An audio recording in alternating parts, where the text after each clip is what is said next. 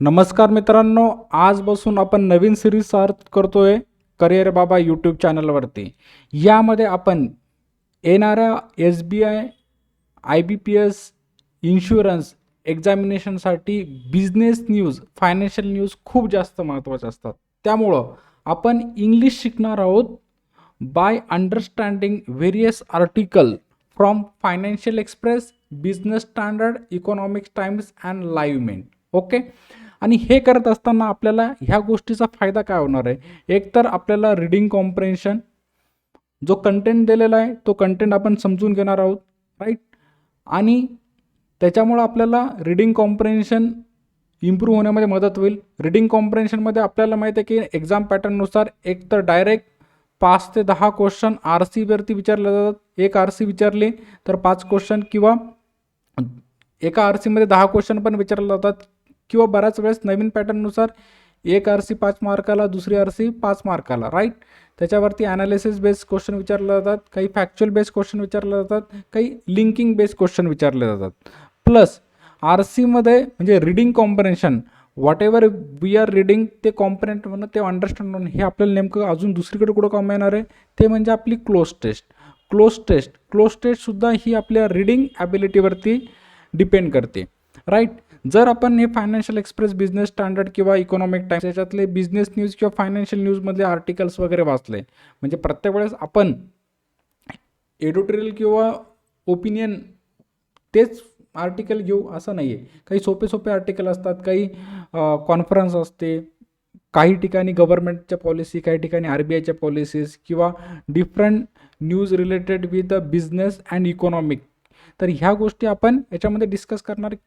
याचा फायदा आपल्याला RCमध्ये होईल. नंतर वर्ड युजेसच्या रिलेटेड जे पॅटर्न असतात, की बऱ्याच वेळेस सिनोनियम किंवा अँटोनियम किंवा करेक्ट युजेस ऑफ वर्ड, हे जे नवीन पॅटर्नमध्ये येणारे क्वेश्चन आहे त्याच्या रिलेटेड आपण क्वेश्चनची प्रॅक्टिस करणार आहोत. आणि काही क्वेश्चन हे डायरेक्ट ग्रामर बेस असतात, की त्याच्यामध्ये आपल्याला एरर फाइंड आउट करायचे असतात, किंवा नवीन पॅटर्नमध्ये जे ABCD आलेलं आहे की which one is a properly fitted grammatically and with a word meaning, म्हणजे दोन्हीचा कॉम्बिनेशन्स करून त्यांना क्वेश्चन विचारलेले असतात. तर आपल्याला ह्या तिन्ही ठिकाणी फायदा होणार आहे. रीडिंग कॉम्प्रेन्शन, दुसरा वर्ड युजेसवरती येणारे प्रश्न, आणि तिसरे ग्रामरवरती येणारे प्रश्न. आता अजून याच्यामध्ये एक गोष्ट राहिली, पॅराजंबल हा आपला रीडिंग कॉम्प्रेन्शन म्हणजे understanding what you are reading, जे तुम्ही वाचतात ते समजणं, ह्या स्किलवरती, रीडिंग स्किलवरती एकतर आपला RC असतो, क्लोज टेस्ट असतो अँड पॅराजंबल असतात, राईट. तर आपण समजून घेऊयात काही सोप्या न्यूज. आणि हे तर आपल्याला इंग्लिशमध्ये तर अशा पद्धतीने फायदा होईल. प्लस तुम्हाला बँकिंग अवेअरनेसवरती जे क्वेश्चन असतात, तर त्याच्यामध्ये सुद्धा आपण ज्या अर्थी बँकिंग अवेअरनेसवरती जे क्वेश्चन असतात त्याच्यामध्ये सुद्धा आपल्याला ह्या गोष्टीचा फायदा होईल. आपण इकॉनॉमिक अँड फायनान्शियल न्यूज वाचतोय, जेणेकरून त्याच्यामधले जे काही गोष्टी आहेत तर आपल्याला RC, वर्ड, ग्रामर याच्यामध्ये तर फायदा होईल, पण बँकिंग अवेअरनेसमध्ये त्याच्यातले बरेचसे क्वेश्चन येऊ शकतात. चला तर start with our understanding the financial news from the financial express paper. Okay, चला. Despite admitting to price pressure both from food items and input prices, RBI governor Shaktikant Das on Wednesday hoped that a normal southwest monsoon will have a soothing impact on inflation pressures and rule out any wide variation in medium term inflation forecast from what was given in April. चला हा पहिला passage समजून घेऊ. Despite हा आपला preposition आहे. Despite आपला काय प्रिपोजिशन आहे, राईट. याचा अर्थ काय होतो की असे असले तरी, किंवा असे असून सुद्धा, म्हणजे याच्या पुढे जे स्टेटमेंट दिले का ते असून सुद्धा त्याच्यानंतर कॉमा दिल्यानंतर काय त्याच्या विरुद्ध काहीतरी दिलेलं असेल. ओके. डिस्पाइट म्हणजे काय? डिस्पाइट आणि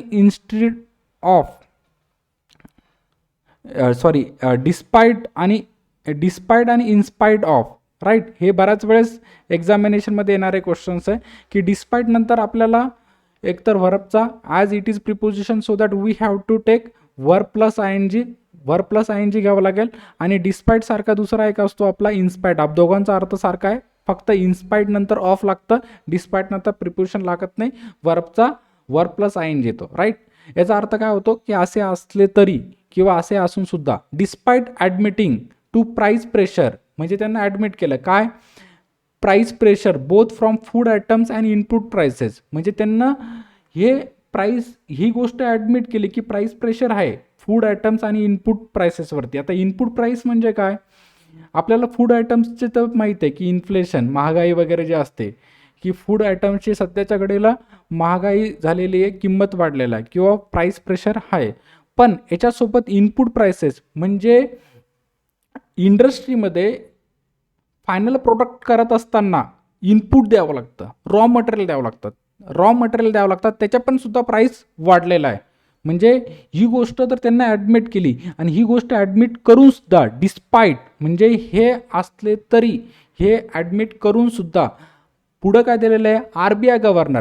आता हा क्वेश्चन तुम्हाला जी केमध्ये पण विचारला शकतो की RBI governor Shaktikanta Das, RBI governor काय म्हणतात किंवा काय पुढं, RBI गव्हर्नर ऑन वेन्सडेच्या पहिले प्रिपोजिशन ऑन येतं, आणि याच्यावरती सुद्धा क्वेश्चन विचारला जाऊ शकतो. RBI governor Shaktikanta Das on Wednesday hope that, त्यांना होप म्हणजे काय, आशा दाखवली, hope that a normal south west monsoon, एक चांगला पाऊस विल हॅव भविष्यामध्ये, will have a soothing impact. Soothing, आता ह्या ठिकाणी आपल्याला समजून घ्यायचं की सुदिंगचा अर्थ काय होतो. सुदिंग म्हणजे काय, रेड्युसिंग पेन. रेड्युसिंग पेन म्हणजे काय, एक चांगला इम्पॅक्ट, म्हणजे पेन कमी करणारा impact. A soothing impact on inflation pressures and rule out, म्हणजे इन्फ्लेशन प्रेशरवरती काय, एक पेन कमी करणारा इम्पॅक्ट होईल. का, एक नॉर्मल साऊथ वेस्ट मान्सून, एक चांगल्या नॉर्मल मान्सून जर चांगला पाऊस पडला तर त्याचा काय इम्पॅक्ट होणार आहे, सुदिंग इम्पॅक्ट होणार आहे, म्हणजे पेन कमी करणारा इम्पॅक्ट होणार आहे. कशाचा, इन्फ्लेशनवरचा, ऑन इन्फ्लेशन प्रेशर. आणि त्याच्या पुढे नंतर अँड रूल आउट म्हणजे काय, कॅन्सल करणे किंवा इलिमिनेट करणे. काय कॅन्सल केलं त्यांनी किंवा काय इलिमिनेट केलं, rule out any wide variation, कोणत्याही प्रकारचं वाईड व्हेरिएशन म्हणजे कोणत्याही प्रकारची तफावत in medium term inflation forecast from what was given in April. जे मीडियम टर्म इन्फ्लेशन आहे त्याच्या भविष्यवाणीमध्ये जे की एप्रिलमध्ये दिलेलं होतं, एप्रिलमध्ये जी फोरकास्ट दिलेली होती, तर त्याच्यामध्ये मिडियम टर्म इन्फ्लेशनमध्ये काही व्हेरिएशन असणं हे त्यांनी रूल आउट केलं, म्हणजे ते काय केलं, त्यांनी इलिमिनेट केलं. ओके, येते का लक्षामध्ये. चला पुढं काय आहे, पुढचा पॅरेग्राफ काय, इन अन अनशेड्यूल ॲड्रेस, म्हणजे शेड्यूल नव्हता address, in an unscheduled address earlier in the day म्हणजे की डेच्या सुरुवातीला 10 वाजता त्यांना सुरू केलं होतं, म्हणजे आर्लियर इन द डे म्हणजे काय, सकाळी. ओके, अमिट्स हे आपण आमंग सारखं वापरू शकतो. अमिट्स म्हणजे काय, अमिट्स द रेजिंग पॅन्डेमिक म्हणजे काय, खूप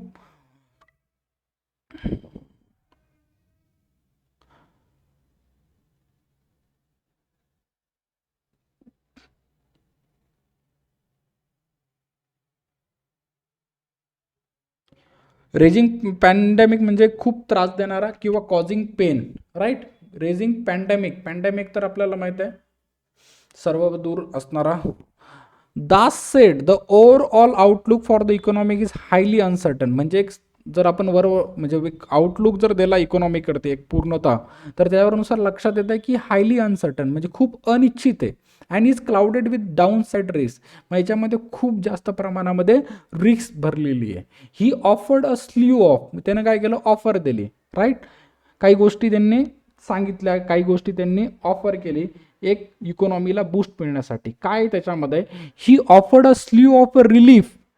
स्ल्यू ऑफ म्हणजे काय, खूप जास्त प्रमाणामध्ये. अ स्ल्यू ऑफ म्हणजे काय, भरपूर. अ स्ल्यू ऑफ म्हणजे काय, भरपूर रिलीफ दिली आहे. राईट, अँड लिक्विडिटी मेजर्स कोणासाठी, इंडिव्हिज्युअल व्यक्तिगत जे लोन वगैरे घेतलेले आहेत त्यांना काही रिलीफ, लिक्विडिटी मेजर्स त्यांना काहीतरी पैशाची मदत वगैरे होईल अशा पद्धतीनं.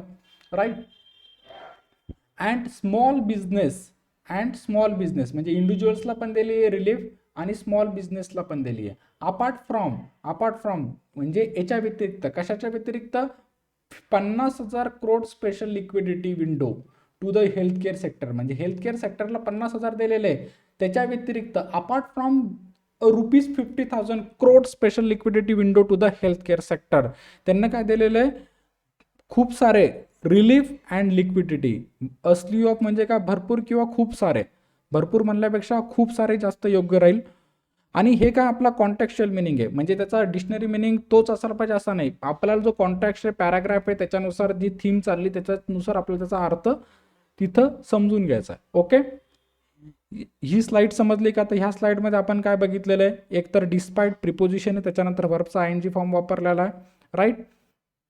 पुढं काय आहे, सुथिंग वर्डचा मिनिंग समजून घेतला आपण, म्हणजे काय, reducing pen.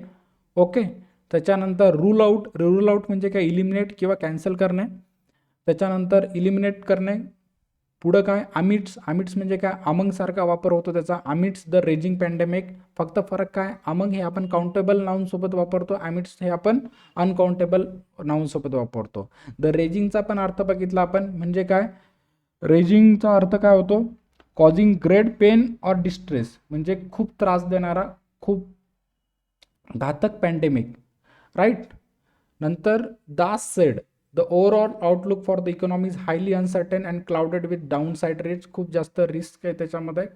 And he offered a slew of म्हणजे काय, खूप सारे, स्लीव ऑफ म्हणजे काय, खूप सारे. Okay,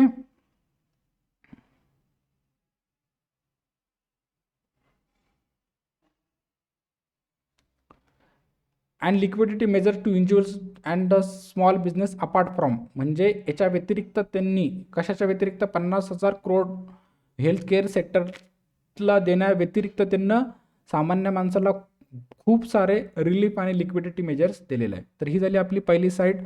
hope you all have understood this. If you don't understand then you can message me on my WhatsApp number. Okay, this one is a day one. याच्यामध्ये आपण हळूहळू इम्प्रूव्ह करत जाऊ, पण ही गोष्ट तुम्हाला खूप जास्त कामं येईल RBI, SBI, IBPS एक्झामिनेशनमध्ये. ओके, पुढची स्लाइड, नोटिंग दॅट, म्हणजे याच्यावरती लक्ष देऊन किंवा भर देऊन, noting that retail inflation edge up म्हणजे काय, वाढलंय.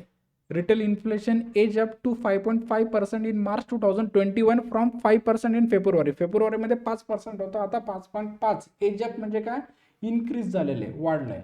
In February on the back of a pickup in food as well as a fuel inflation, म्हणजे या दोन्ही गोष्टीमध्ये, फूड आणि फ्यूल इन्फ्लेशनमध्ये वाढ झालेली, पिकअप झालेली आहे.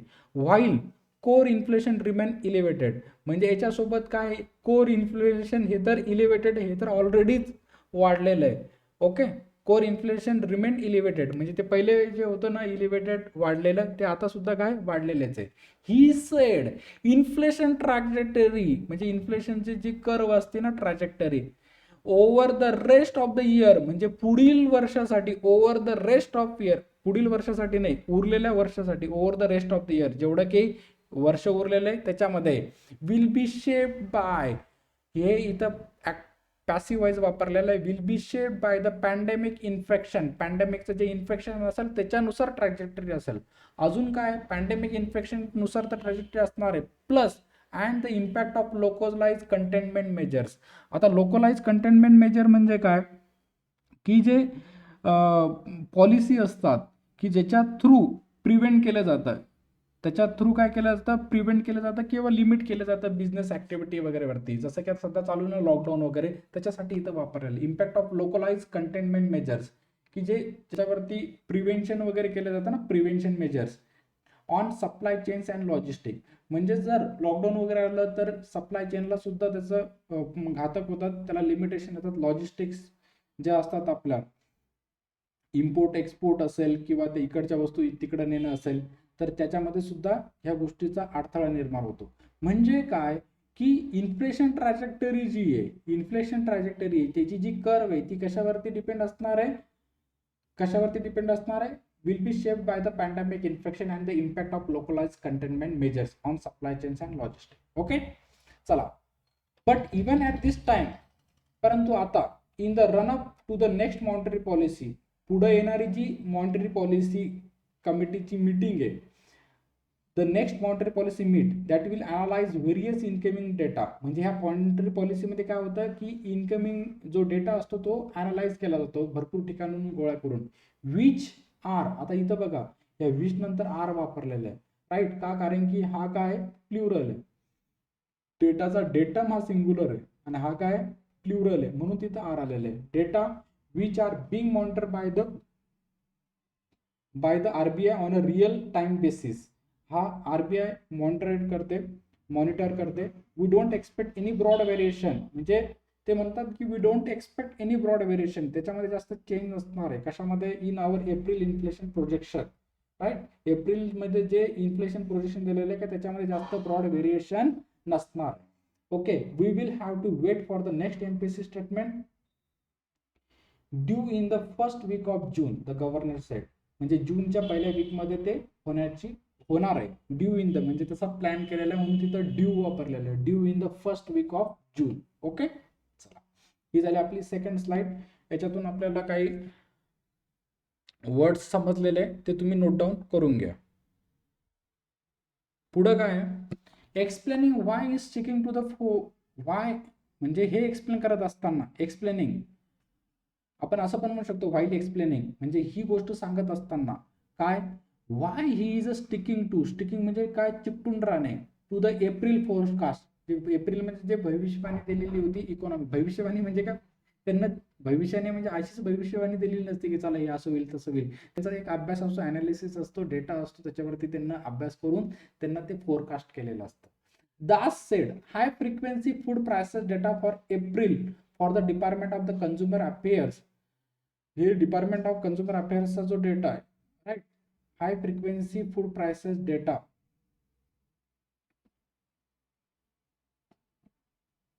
suggest further softening of prices of cereals and key vegetables while price pressures in pulses and edible oils remain. आता त्यांचं काय म्हणणं आहे की suggest further softening of prices of सिरियलची प्राइसेस काय राहील, सॉफ्टनिंग होईल, थोडीफार कमी होईल. अँड की व्हेजिटेबल्स, भाजीपालामध्ये सुद्धा थोडंसं सॉफ्टनेस दिसेल येईल. व्हाईल प्राइसेस प्रेशर, म्हणजे असं असताना की प्राइसेस प्रेशर कशावरचे, पल्सेस आणि इडेबल ऑइलवरचे काय राहणार आहे, रिमेन, म्हणजे जवळपास तसेच राहणार. And so was the price of petrol and diesel which moderate in April. आणि याच्यासोबत पेट्रोल आणि डिझेलचे प्राइस सुद्धा जवळपास रिमेन तसेच राहणार आहे, राईट. पुढे काय म्हणणं यांचं, but what was is more worrisome, चिंतेचं काय कारण आहे, इज द परसिस्टन्स म्हणजे सातत्य इन कोर इन्फ्लेशनरी प्रेशर, म्हणजे कोर इन्फ्लेशन मध्ये जे प्रेशर आहे वाढलेलं आहे, right. And also the uptick in wholesale inflation, होलसेलमध्ये सुद्धा काय इन्फ्लेशन आहे, इन्क्रीज झालेलं आहे. As reflected in manufacturing and service PMI म्हणजे आपला काय असतो, परचेसिंग, हा इंडेक्स असतो purchasing manufacturing index, right. Along with the rising WPI inflation, WPI म्हणजे wholesale price index, show persistence of output price pressure. Okay,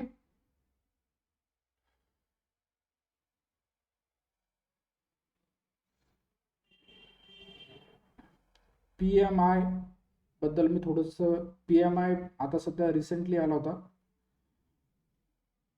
report, index आहे. PMI इंडेक्सच्या related purchasing manager index आहे. थोडा पूर्वी मी थोडंसं मिस्टेक केली होती त्याच्यामध्ये. हा तुम्हाला बँकिंग करंट अफेअर न्यूजमध्ये सुद्धा विचारला जाऊ शकतो. परचेसिंग मॅनेजर्स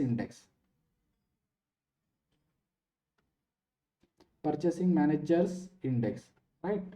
याच्यामध्ये ते काय करतात की जे व्हेरियस कंपनीज आहेत त्यांचे जे परचेसिंग मॅनेजर असतात त्यांच्याकडून डेटा कलेक्ट करून ते दाखवतात की नेमकं